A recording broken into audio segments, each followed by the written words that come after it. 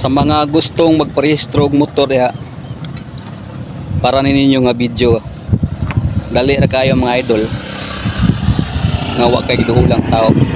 Bago lang ko nagparehistro, gikan ko sa LTO Toledo.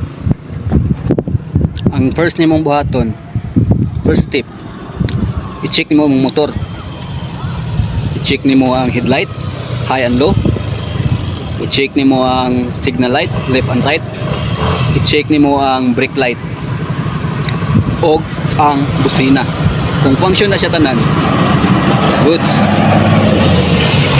Ang kaduhang step nimo mabuhato, imong ipa-xerox ang imuhang ORCR.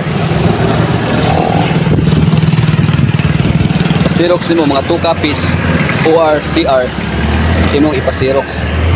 Dayon, kumana ka pa Xerox. Third step, muadto ka sa emission, magpa-emission ka. Kung kabaw ka mo stencil, mas maayo stencilan nimo daan, kaya naman ay bayad kung magpa-stencil na ka dito sa emission, 50 ang bayad. Pero kung kabaw ka, ikaw ra stencil. So muadto na ka sa emission,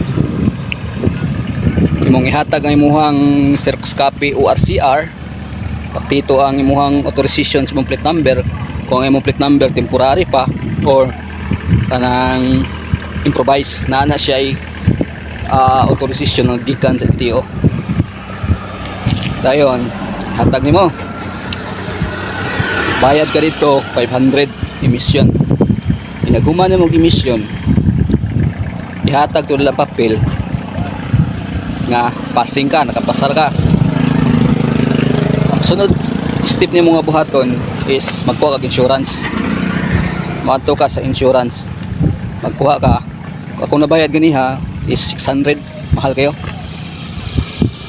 So 1-1 na kung nagasto. So inaghuman nimo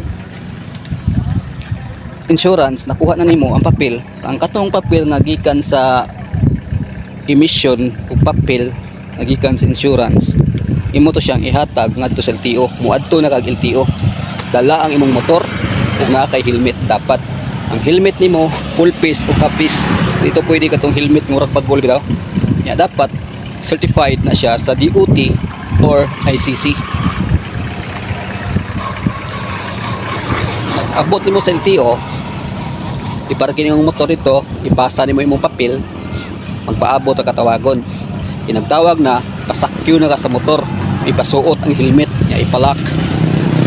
Dahil mukuman ang taga LTO nga ipa-on ang motor, on headlight, high and low, signal light, left and right, brake light,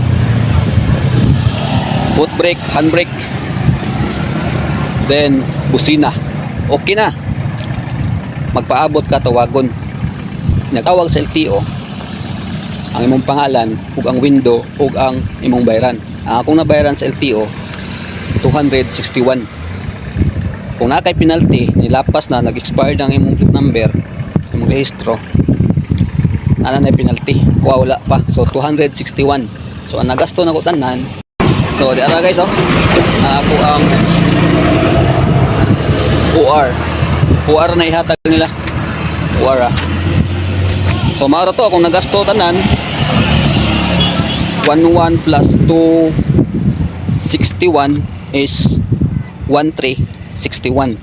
Wa ko'y giduhulang tao ha. Ako ra mismo ang naglihok. Ngunana ra. Dali ra kayo. Wala ray mga kuana mga oras sa kapin. Human ako. Akong ikuan ninyo LTO Toledo. Yaman ha mo Bernes. Bernes mga idol kay gamay ran tao. So mga to siya no. Ngunana ra ang pag-rehistro. What's up mga idol? Ride safe. Mwah!